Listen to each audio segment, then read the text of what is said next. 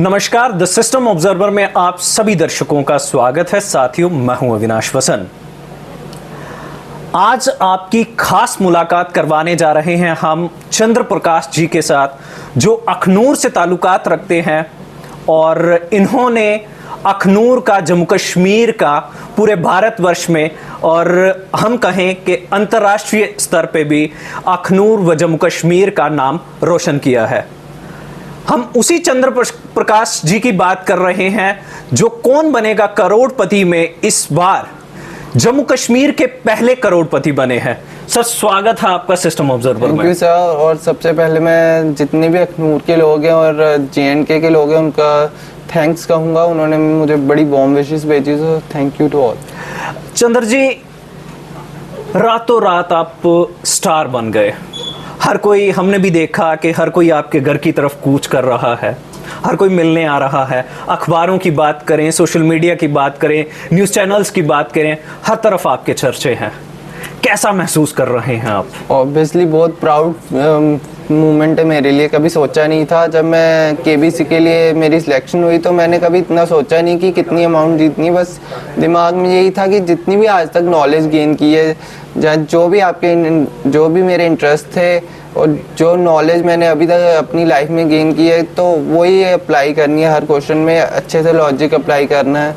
जहाँ elimination technique use कर सकता हूँ वो करनी है। तो बस वही था, कभी रिजल्ट के बारे में सोचा नहीं। और रिजल्ट वैसे भी हमारे हाथ में नहीं होता, हम अपनी तरफ से सिर्फ बेस्ट अटेम्प्ट कर सकते हैं और वही मैंने करने की कोशिश की।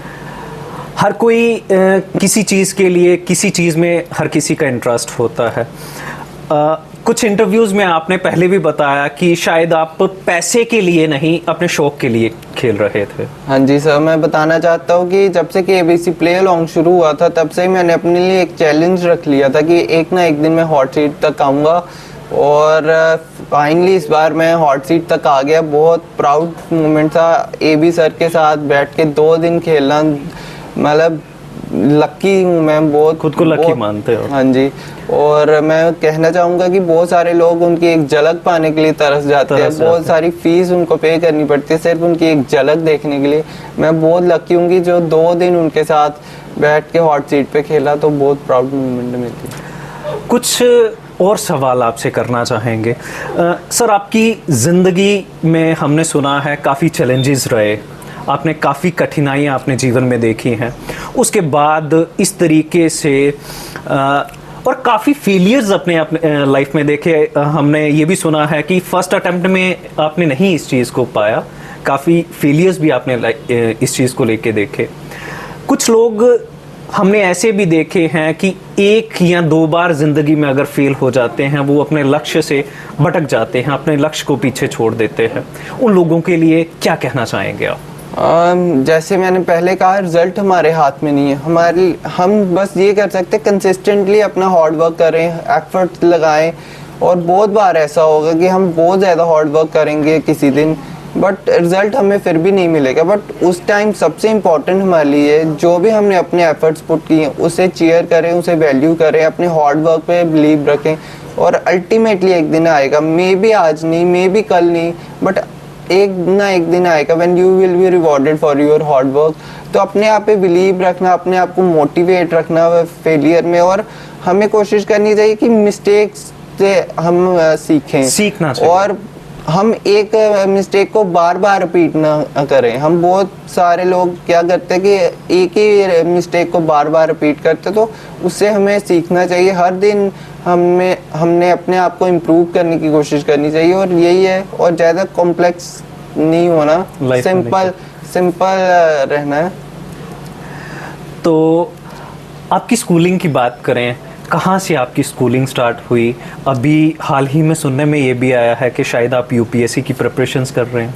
हाँ जी, मैंने अपनी 10th की ए मॉडल इंस्टीट्यूट गुड़ा ब्राह्मणा से, 12th मेरी government higher secondary school Akhnoor से, और ग्रेजुएशन मैंने GDC अखनूर ये पल्लवा कॉलेज से हुई है। और अब मैंने IGNOU के थ्रू मास्टर्स अपनी की है इकोनॉमिक्स में। और हाँ, मैं एक UPSC एस्पिरेंट हूँ। इसके साथ साथ मैंने अभी UGC नेट इकोनॉमिक्स का भी एग्ज़ाम दिया है। तो बस हार्ड वर्क करता रहता हूँ और अपने बेस्ट देने की कोशिश करता हूँ। हमारे समाज में एक चलन है, हर किसी को लगता है कि वो प्राइवेट इंस्टीट्यूट्स में पढ़ेंगे तो शायद वो ज़्यादा बेटर जो रिजल्ट्स हैं वो ला सकते हैं। आपके अनुभव के अनुसार क्या लगता है कि गवर्नमेंट स्कूल्स और प्राइवेट स्कूल्स, आखिर इंसान के लिए ज़रूरी क्या चीज़ रहती है, स्कूल या मोटिवेशंस? आई थिंक बहुत सारे जो स्टूडेंट्स होते हैं वो बड़े बड़े स्कूलों में पढ़ते हैं, बट वो फिर भी अपनी लाइफ में इतना सक्सेसफुल नहीं हो पाते। मे बी मोटिवेशन बहुत इंपॉर्टेंट है। बहुत बार आपकी लाइफ में फेलियर आएंगे, बट अगर आप मोटिवेटेड हो, आप कंसिस्टेंटली मेहनत कर रहे हो, अगर आप चीयर कर रहे हो अपने फेलियर्स में भी अपने आप को, तो अल्टीमेटली एक दिन आएगा जब आप सक्सेसफुल होवोगे। बड़े स्कूलों में पढ़ने की कोई गारंटी नहीं कि आप एक दिन सक्सेसफुल होवोगे। अपने आप से मोटिवेटेड रहो, हार्ड वर्क करते रहो और गलतियों से सीखना, और चैलेंजिंग टाइम में भी अपने आप को काम रखना, कंपोज रखना, और बस चीयर करते रहो अपने आप को। You will be successful. Chander ji, पूरे भारतवर्ष में आपका वीडियो जो है वो वायरल हुआ है। अमिताभ जी जब आप जीते 1 करोड़ की राशि जब आपने जीती, बहुत एक्साइटेड थे। शायद आपकी जगह कोई और होता तो ओवर एक्साइटेड हो जाता इतनी बड़ी राशि जीतने के बाद। लेकिन हमने देखा उस मौके पे आप बहुत काम और कूल थे। एक छोटी सी स्माइल से आपने सबका दिल जीत लिया। उस मौके को किस तरीके से बयान करेंगे? मुझे लगता है कि लाइफ में अप्स एंड डाउन्स आते रहेंगे, बट अपने आप को एक नॉर्मल फील करवाना बहुत ज़रूरी है। अगर सक्सेस आए तो उसको भी डाइजेस्ट करना बहुत ज़रूरी है, और चैलेंजिंग टाइम में भी अपने आप को अप्रिशिएट करना, मोटिवेट रखना बहुत ज़रूरी है। तो मैंने बस लाइफ चैलेंजेस ने मुझे यही सिखाया, पेशेंस सिखाई, रिसिलियंस मुझे डेवलप हुई है मेरे अंदर। तो शायद उन चैलेंजेस का ही नतीजा है कि मैं हर सिचुएशन में अपने आप को काम रखता हूँ। यस, खुशी तो ऑब्वियसली थी, बहुत प्राउड मोमेंट था मेरे लिए, बट ओवर एक्साइटेड नहीं हुआ मैं। और क्योंकि नेक्स्ट 7 करोड़ का क्वेश्चन भी था, तो अगर मैं ज़्यादा खुश हो जाता तो उस पर कॉन्सेंट्रेट कम कर पाता। नहीं कर पाते। हर सिचुएशन में मुझे लगता है आदमी को अपने आप को कंट्रोल में रखना चाहिए, और सक्सेस भी डाइजेस्ट करना चाहिए, और फेलियर्स के टाइम भी अपने आप को अप्रिशिएट करते रहना चाहिए। तो क्या हम जान सकते हैं इस पूरी जर्नी में, ये आपके पूरे सफ़र में आपका प्रेरणा का स्रोत कौन रहा?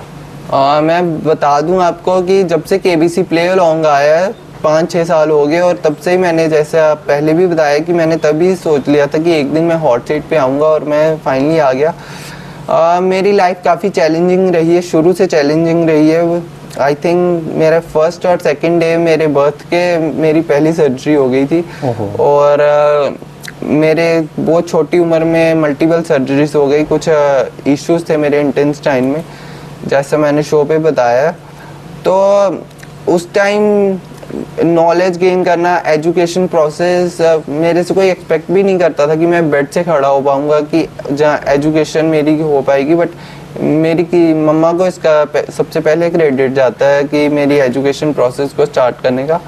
तो बस उन्होंने पहले होम स्कूलिंग मेरी स्टार्ट की। मैं बहुत कम स्कूल जा पाता था, सिर्फ एग्ज़ाम वगैरह देने जा पाता था। बट जैसे जैसे मेरी एज हुई, तो उसके साथ साथ मेरा पढ़ने में भी इंटरेस्ट डेवलप हो गया। जितने सोशल सब्जेक्ट्स हैं, हिस्ट्री, ज्योग्राफी, पॉलिटिकल साइंस, इनमें इंटरेस्ट डेवलप होता चला गया बस। और मैं पढ़ना शुरू कर दिया, और इसलिए नहीं कि बस मैंने जॉब पानी है या कुछ करना है, बस इंटरेस्ट था, मेरी हैबिट थी, हॉबी बन गई मेरी स्टडी में, और बस पढ़ता चला गया। और अल्टीमेटली आज कुछ लोगों की जीवन जो है वो उनका लक्ष्य रहता है कि हमने पढ़ना है तो नौकरी पानी है या पैसा कमाना है।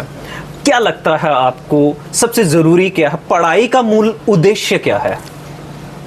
मुझे लगता है कि नौकरी पाने के लिए भी पढ़ाई ज़रूरी है, बट अगर आपको किसी चीज़ को पढ़ने में इंटरेस्ट है तो आप उसे दिल से पढ़ें, मन से पढ़ें। किसी को दिखाने के लिए पढ़ना, या सिर्फ नौकरी के लिए पढ़ना, लाइक हमारी स्पोर्ट्स में हॉबीज़ होती हैं, इसी तरह बहुत सारे लोगों की पढ़ने में भी हॉबीज़ हैं, हैबिट होती है बहुत सारे लोगों की पढ़ना। तो मन से पढ़ें बस। यस, वो आपकी पढ़ाई आपकी नौकरी में भी काम आएगी, बट अगर आप सिर्फ नौकरी को सोच के पढ़ोगे तो आप सिर्फ कम ही सिलेबस कवर कर पाओगे और मन से नहीं पढ़ पाओगे। तो मुझे लगता है मन से पढ़ो और कहीं ना कहीं ये सोच- एजुकेशन का जो दायरा है वो नौकरी तक सीमित हाँ नहीं जी। होना चाहिए। यस। तो इनके माताजी भी हमारे साथ मौजूद हैं और इनसे भी बात करेंगे। इनके पिताजी हैं, इनसे भी बात करेंगे। जी नमस्कार, बहुत बहुत मुबारक है आपको। नमस्कार और धन्यवाद। इन्होंने बताया, चंद्र जी ने हमें साफ साफ बताया सिस्टम ऑब्जर्वर के माध्यम से कि इनकी पूरी इस जर्नी में आप प्रेरणा का स्रोत रहे हैं। तो कैसा महसूस कर रहे हैं आप अपने, खासकर इस बच्चे के लिए जिसने जीवन की शुरुआत से ही इतने चैलेंजेस देखे? क्या आपने कभी सोचा था कि एक दिन आपका बच्चा इस मुकाम पे जाके? हाँ, तो इसकी जर्नी काफ़ी मुश्किल रही है। तो स्टार्टिंग में हमने कभी सोचा भी नहीं था कि ये पढ़ पाएगा। तो स्टार्ट किया था घर से ही। तो जैसे जैसे आगे एफर्ट्स बनते गए, कुछ गुरु महाराज हमारे हैं, उनकी कृपा रही। तो उन्होंने हमें हम मुश्किलों में तो थे, लेकिन कुछ ऐसे रास्ते बनते गए कि ये पढ़ाई की तरफ चलता गया। तो पहले तो हम इसको खुद ही पढ़ाते थे, फिर कुछ स्कूल्स में जाने लगा। तो धीरे धीरे करके फिर इसको खुद इंटरेस्ट बड़ा ज़्यादा होने लगा पढ़ने में। इसको कोई और कहीं ध्यान नहीं होता था, इसका सिर्फ यही कि पढ़ना है। तो पढ़ते पढ़ते फिर बस आगे बढ़ता गया। तो लेकिन आगे इसको इंटरेस्ट जैसे जैसे होता गया तो चलता गया। तो आज मेरे लिए तो बहुत प्राउड का मोमेंट है, क्योंकि मैंने कभी नहीं सोचा था कि ये जहाँ तक यहाँ तक पहुँचेगा, और पहुँच गया। और मेरे लिए बहुत प्राउड की बात है कि आज मेरा बेटा पढ़े लिखों में आता है। अगर ऐसे रह जाता तो मुझे वो भी दुख होता। बिल्कुल। हाँ। तो ये थे इनके माताजी जिनसे हमने बात की। इनके पिताजी चंद्र प्रकाश जी के पिताजी भी हमारे साथ हैं, इनसे भी बात करते हैं। सर, सबसे पहले आपको बहुत बहुत मुबारक है। आपका बेटा अखनूर का, जम्मू कश्मीर का डंका जो है वो आज पूरे भारतवर्ष में बज रहा है। बहुत बहुत मुबारक। सबसे पहले आपका थैंक्स, आपने टाइम निकाला, आप हमारे पास आए। हाँ, इसके लिए तो ये हमारे लिए एक बहुत प्राउड मोमेंट है, अखनूर के लिए, हमारे लिए, पूरे JNK के लिए, इवन के पूरे इंडिया के लिए। और इसने बड़ी अचीवमेंट की है। और पढ़ाई में तो ये मेहनती था शुरू से ही जी।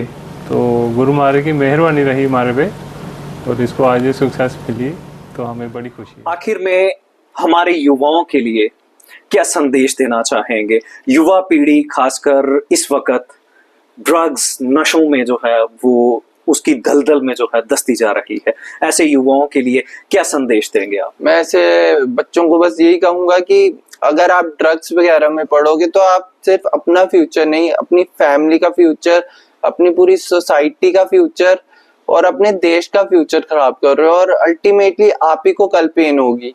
आप अभी नहीं समझ रहे उस पेन का मतलब नहीं समझ रहे, जो आपको मिलेगी, आपकी फैमिली को मिलेगी, आपकी सोसाइटी को मिलेगी, बट अल्टीमेटली भुगतना अब नहीं है। तो इससे बेटर है कि इन चीजों से बाहर निकल के जो भी आपके इंटरेस्ट है, चाहे आपको पढ़ने का इंटरेस्ट है, खेलने का इंटरेस्ट है, मैं तो कहता हूँ इवन घूमने का भी अगर आपको इंटरेस्ट है, एक्सप्लोर करने का इंटरेस्ट है, आप उसे फॉलो करें, अपने इंटरेस्ट को फॉलो करें। मे बी आपको पढ़ाई में एक दो बार फेलियर आए होंगे, बट इट डजंट मीन कि आप फ्यूचर में कुछ नहीं कर सकते। आप एफर्ट्स देते रहे, हार्ड वर्क करते रहे।